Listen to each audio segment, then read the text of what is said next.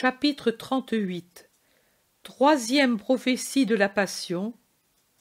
La mère et les fils de Zébédée. L'aube éclaire à peine le ciel et rend la marche encore difficile quand Jésus quitte Doko encore endormi. On n'entend certainement pas le bruit des pas, car ils avancent avec précaution, et les gens dorment encore dans les maisons fermées. Personne ne parle avant qu'il ne soit sorti de la ville dans la campagne qui se réveille lentement dans la lumière faible et toute fraîche après la rosée. Alors l'Iscariote dit « Route inutile, sans repos, il aurait mieux valu ne pas venir jusqu'ici. » Jacques d'Alphée répond « Ils ne nous ont pas mal reçus, le peu d'entre eux que nous avons trouvés. Ils ont perdu leur nuit pour nous écouter et pour aller prendre les malades des campagnes, et cela a été vraiment bien d'être venus. En effet, ceux qui, à cause de la maladie ou d'autre chose, ne pouvaient espérer voir le Seigneur à Jérusalem, l'ont vu ici et ont été consolés par la santé ou d'autres grâces. Les autres, on le sait, sont déjà allés à la ville. C'est l'usage pour nous d'y aller, pourvu qu'on le puisse, quelques jours avant la fête, dit-il doucement, car Jacques est toujours doux, à l'opposé de Judas de Kériote, qui, même dans les meilleures heures, est toujours violent et autoritaire. Justement, parce que nous allons nous aussi à Jérusalem, il était inutile de venir ici. Il nous aurait entendus et vus là-bas. Mais pas les femmes ni les malades, réplique en l'interrompant Barthélemy, qui vient à l'aide de Jacques d'Alphée. Judas feint de ne pas entendre, et il dit, comme s'il continuait la conversation, « Du moins, je crois que nous allons à Jérusalem, bien que, maintenant, je n'en sois plus sûr, après le discours au berger. » Pierre demande, « Et où veux-tu qu'on aille, sinon là ?» « Bah, je ne sais pas. Tout est tellement irréel de ce que nous faisons depuis quelques mois, tout tellement contraire à ce que l'on peut prévoir, au bon sens, à la justice, même que... Ohé, mais je t'ai vu boire du lait à Doko, et pourtant tu parles comme si tu étais ivre. Où les vois-tu, les choses contraires à la justice ? Demande Jacques de Zébédée avec des yeux peu rassurants. Et il renchérit. Assez de reproches au juste. As-tu compris que cela suffit ? Tu n'as pas le droit, toi, de lui faire des reproches. Personne n'a ce droit, car lui est parfait, et nous, aucun de nous ne l'est, et toi moins que tous. Thomas, qui perd patience, dit « Mais oui, si tu es malade, soigne-toi, mais ne nous ennuie pas avec tes discussions. Si tu es lunatique, le maître est là. Fais-toi guérir, et n'en parlons plus. » En effet, Jésus est en arrière avec Jude d'Alphée et Jean, et ils aident les femmes qui, moins habituées à marcher dans la pénombre, ont de la peine à avancer par le sentier difficile et encore plus sombre que les champs, parce qu'il est taillé dans une épaisse oliveraie. Et Jésus ne cesse de parler avec les femmes restant étrangers à ce qui arrive plus en avant, et que, pourtant, entendent ceux qui sont avec lui. En effet, si les paroles arrivent difficilement, leur ton indique que ce ne sont pas des paroles douces, mais qu'elles sentent déjà la dispute.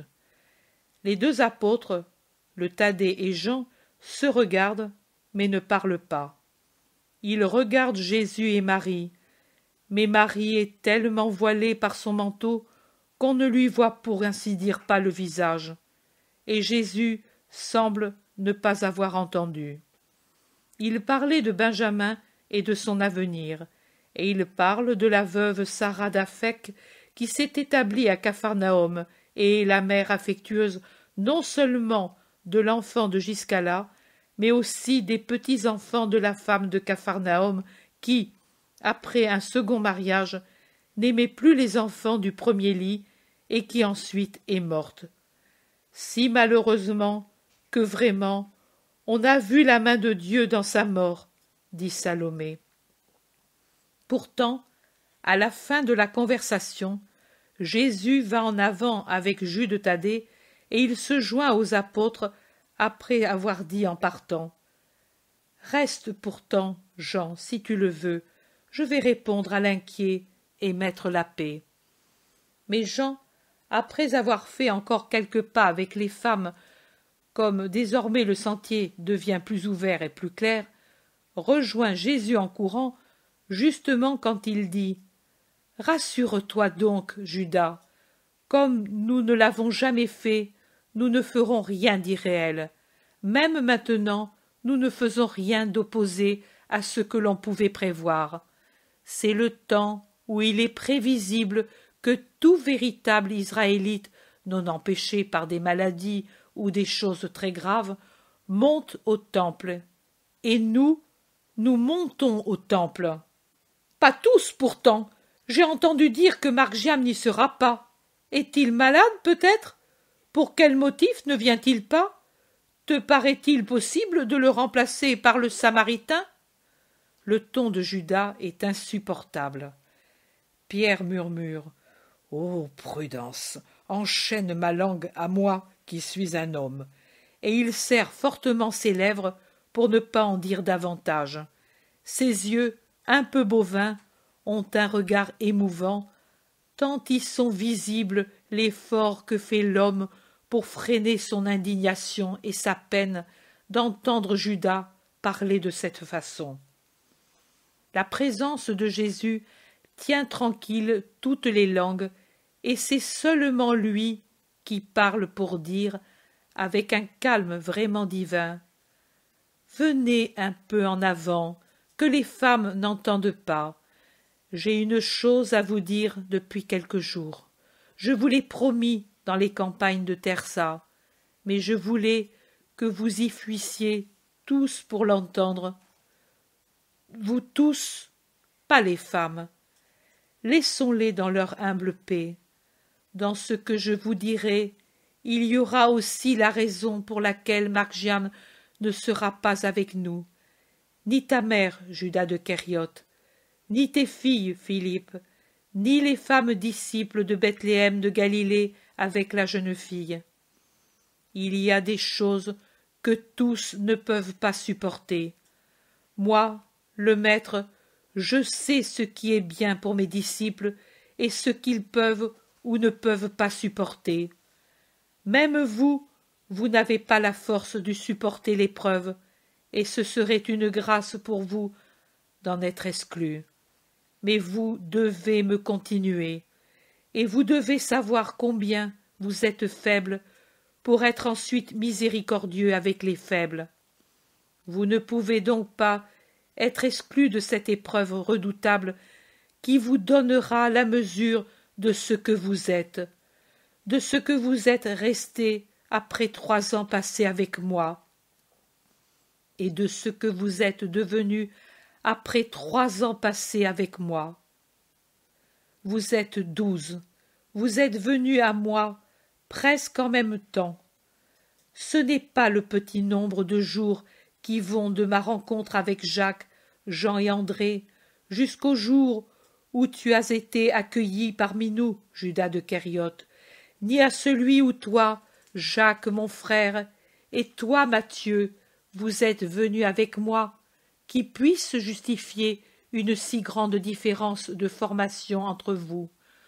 Vous étiez tous, même toi, docte Barthélemy, même vous, mes frères, très informes, absolument informes par rapport à ce qu'est la formation dans ma doctrine, et même votre formation, meilleure que celle des autres parmi vous dans la doctrine du vieil Israël, était pour vous un obstacle pour vous former en moi. Et pourtant, aucun d'entre vous n'a parcouru autant de chemin qu'il aurait fallu pour vous amener tous à un point unique. L'un de vous l'a atteint, d'autres en sont proches, d'autres plus éloignés, d'autres très en arrière, d'autres... Oui, je dois aussi le dire, au lieu d'aller de l'avant, ont reculé. Ne vous regardez pas, ne cherchez pas parmi vous qui est le premier et qui est le dernier. Celui qui, peut-être, se croit le premier, ou que l'on croit le premier, doit encore s'éprouver lui-même. Celui qui se croit le dernier ne va pas tarder de resplendir dans sa formation comme une étoile du ciel. Aussi, une fois de plus, je vous dis, ne jugez pas. Les faits jugeront par leur évidence.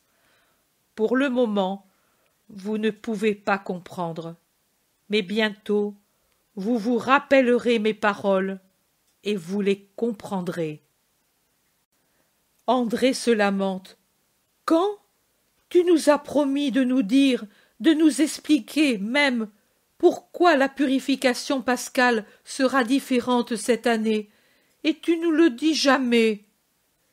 C'est de cela que j'ai voulu vous parler, parce qu'aussi bien ces paroles que je vais vous dire que les autres sont une chose unique qui a sa racine dans une unique chose. Nous, voilà, nous allons monter à Jérusalem pour la Pâque, et là s'accompliront toutes les choses dites par les prophètes qui concernent le Fils de l'homme.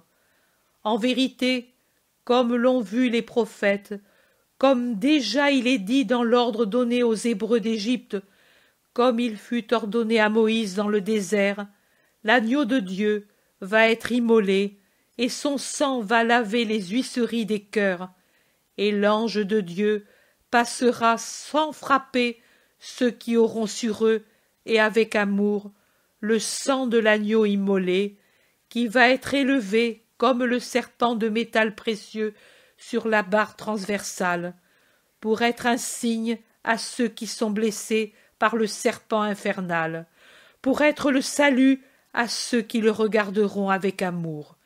Le Fils de l'homme, votre Maître Jésus, va être livré aux mains des princes, des prêtres, des scribes et des anciens, qui le condamneront à mort et le livreront aux gentils pour qu'il soit livré au mépris. Et on le giflera, on le frappera, on le couvrira de crachats, on le traînera sur les routes comme un chiffon immonde, et puis les gentils, après l'avoir flagellé et couronné d'épines, le condamneront à la mort de la croix réservée aux malfaiteurs, suivant la volonté du peuple hébreu rassemblé à Jérusalem, exigeant sa mort à la place de celle d'un larron, et lui sera ainsi mis à mort. Mais comme il est dit dans les signes des prophéties, après 3 jours, il ressuscitera. Voilà l'épreuve qui vous attend, celle qui montrera votre formation. En vérité, je vous le dis, à vous tous qui vous croyez assez parfaits pour mépriser ceux qui n'appartiennent pas à Israël, et même pour mépriser beaucoup de notre propre peuple, en vérité, je vous dis que vous, la partie élue de mon troupeau, une fois le pasteur pris, serez saisis par la peur, et vous vous débanderez en fuyant, comme si les loups qui me saisiront de toutes parts se tournaient contre vous. Mais je vous le dis, ne craignez pas, on ne touchera pas un cheveu de vos têtes. Moi, je suffirai pour rassasier les loups féroces. Les apôtres, à mesure que Jésus parle, semblent des gens sous une grêle de pierre. Ils se courbent même de plus en plus à mesure que Jésus parle. Et quand il termine, « Et ce que je vous dis est désormais imminent. Ce n'est pas comme les autres fois où il y avait du temps avant l'heure. Présentement, l'heure est venue. Je vais être donné à mes ennemis et immolé pour le salut de tous. Et ce bouton de fleur n'aura pas encore perdu ses pétales, après avoir fleuri, que je serai déjà mort.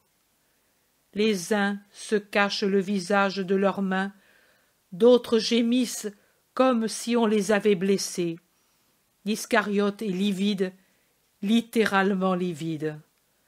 Le premier à se ressaisir, c'est Thomas qui proclame « Cela ne t'arrivera pas, car nous te défendrons ou nous mourrons avec toi, et ainsi nous montrerons que nous t'avions rejoint dans ta perfection et que nous étions parfaits dans ton amour. » Jésus le regarde sans parler. Barthélemy dit, après un long moment de réflexion, « Tu as dit que tu seras livré, mais qui peut te livrer aux mains de tes ennemis? Ce n'est pas dit dans les prophéties. Non, ce n'est pas dit. Ce serait trop horrible qu'un de tes amis, un de tes disciples, un de ceux qui te suivent, même le dernier de tous, te livre à ceux qui te haïssent. Non, quelqu'un qui t'a entendu avec amour, même une seule fois, ne peut commettre ce crime. Ce sont des hommes, pas des fauves, pas des satans. Non, mon Seigneur, et même ceux qui te haïssent ne le pourront pas. Ils ont peur du peuple, et le peuple sera tout entier autour de toi. » Jésus regarde aussi Nathanaël et ne parle pas. Pierre et le zélote n'arrêtent pas de parler entre eux. Jacques de Zébédée adresse des paroles de reproche à son frère qu'il voit calme. Et Jean lui répond « C'est parce que je sais cela depuis 3 mois. » Et 2 larmes coulent sur son visage. Les fils d'Alphée parlent avec Matthieu qui secoue la tête, découragé. André s'adresse à l'Iscariote. « Toi qui as tant d'amis au temple !»« J'en connais Anna en personne, » réplique Judas, et il termine. « Mais que peut-on y faire? Que veux-tu que puisse une parole d'homme si c'est ainsi marqué ?» « Tu le crois vraiment ?»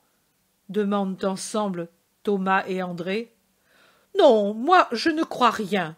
Ce sont des alarmes inutiles. Barthélemy le dit bien, tout le peuple sera autour de Jésus.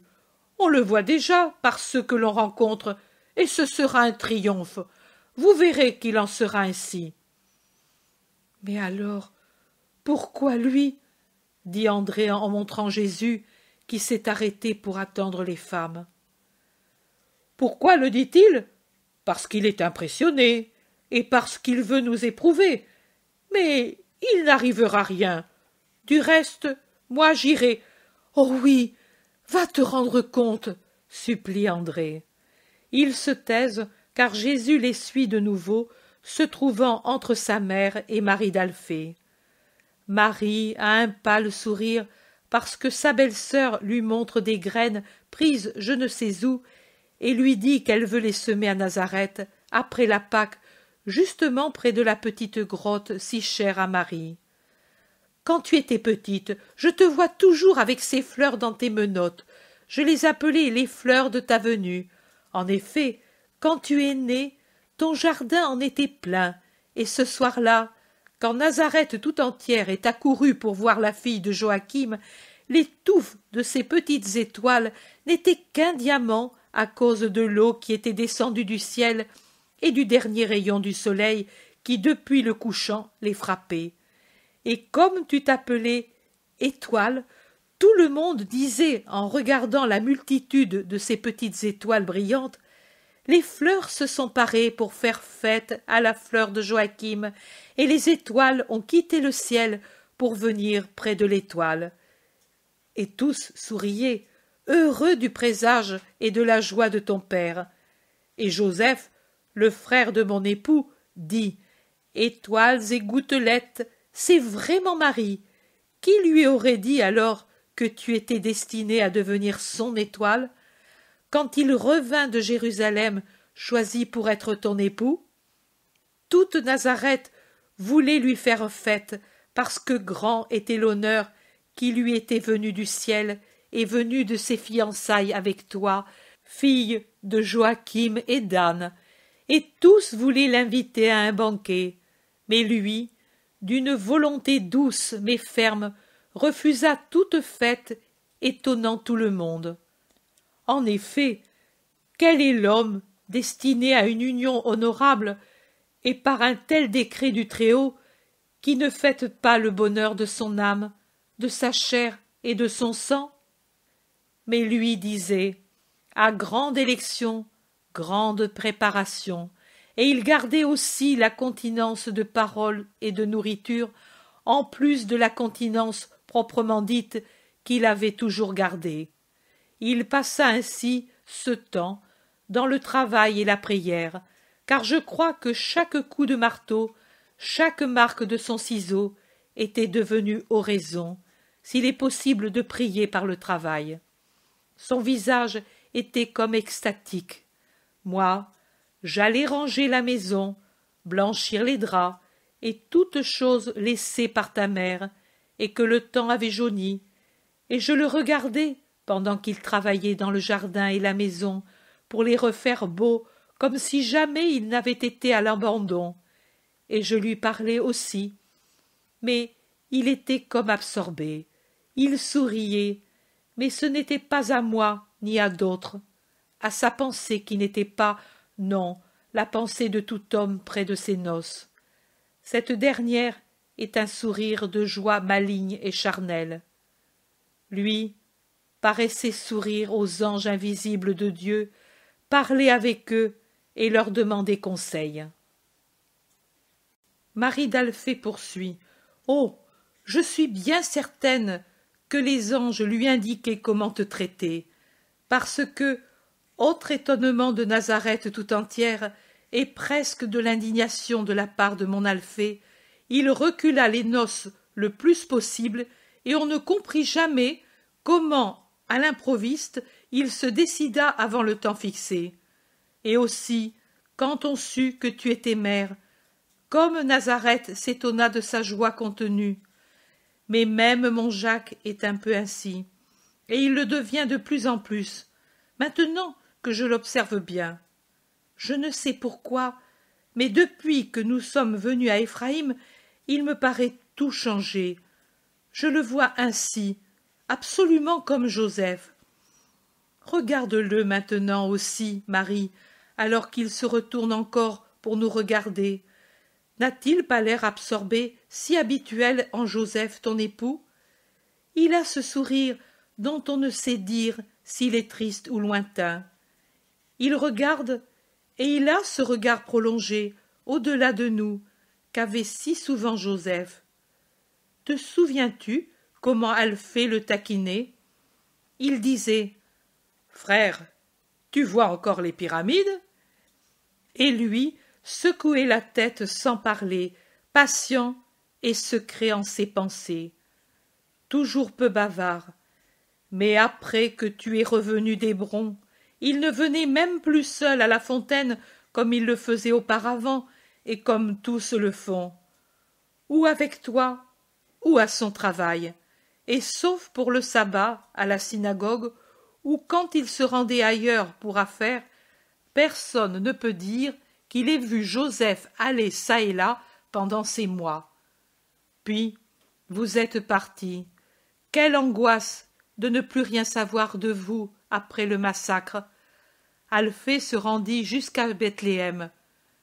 Parti, dirent-ils, mais comment croire, quand on vous houait à mort dans une ville encore rouge du sang innocent, et où fumaient les ruines, et où on vous accusait, que c'était à cause de vous que ce sang avait été répandu?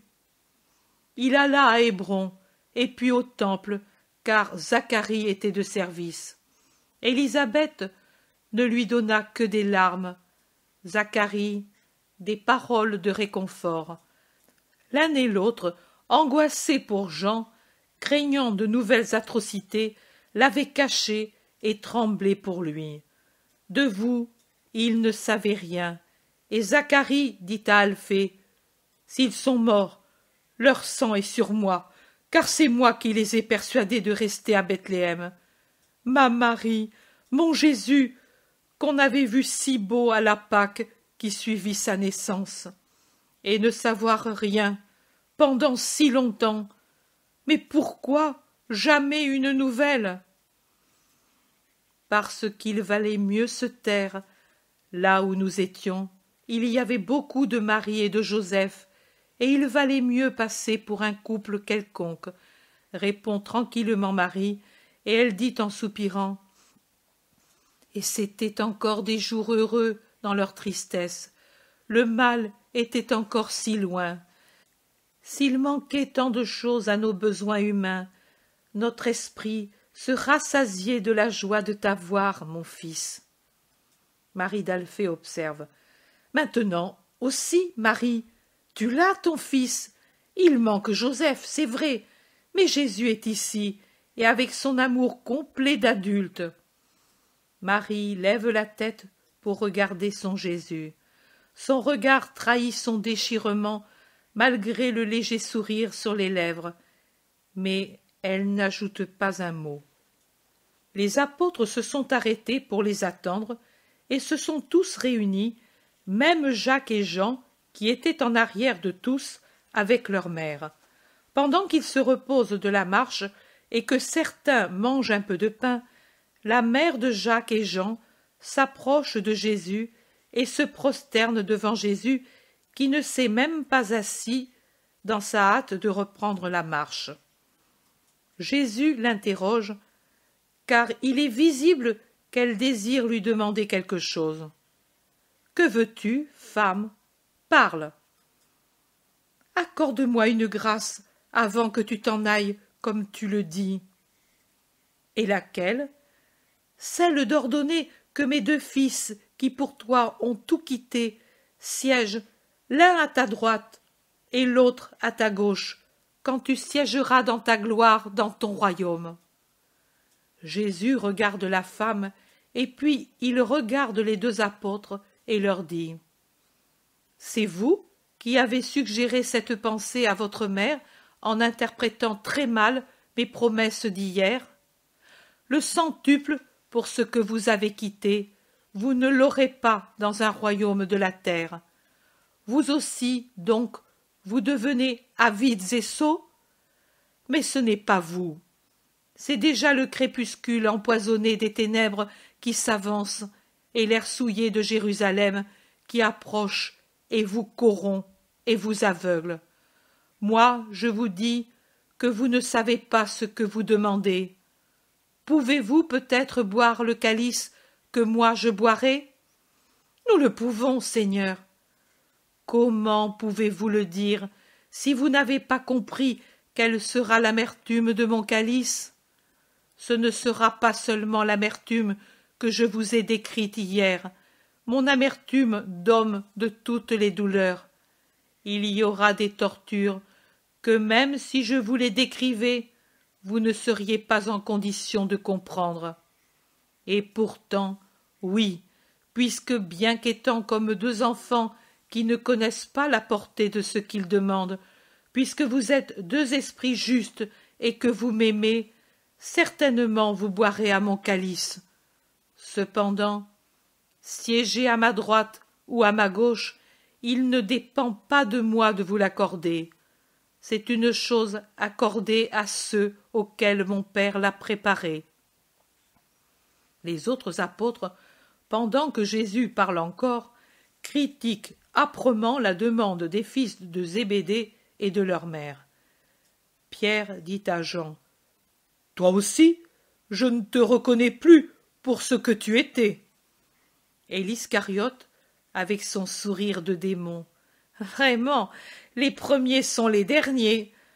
Tant de découvertes surprenantes. » Et il rit jaune. Philippe dit d'un ton de reproche: « Est-ce par hasard pour les honneurs que nous avons suivi notre maître? » Thomas, au contraire, pour excuser les deux, s'en prend à Salomé en lui disant: « Pourquoi faire mortifier tes enfants?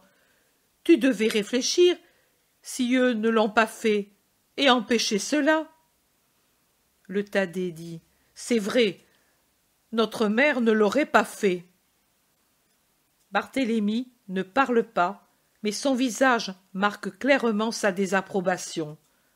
Simon le Zélote dit, pour calmer l'indignation: « Nous pouvons tous nous tromper. » Matthieu, André et Jacques d'Alphée ne parlent pas, mais visiblement il souffre de l'incident qui entache la belle perfection de Jean.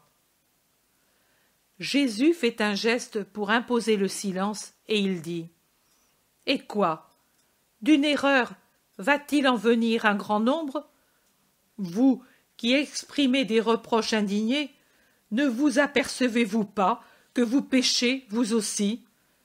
Laissez tranquilles vos deux frères. Mon reproche suffit. Leur humiliation est visible, leur repentir humble et sincère. Vous devez vous aimer entre vous, vous soutenir mutuellement, car en vérité, aucun d'entre vous n'est encore parfait. Vous ne devez pas imiter le monde et les hommes qui en font partie. Dans le monde, vous le savez, les chefs des nations les dominent et les grands exercent sur elles leur autorité au nom du chef. Mais parmi vous, il ne doit pas en être ainsi. Vous ne devez pas avoir la prétention de dominer les hommes, ni vos compagnons.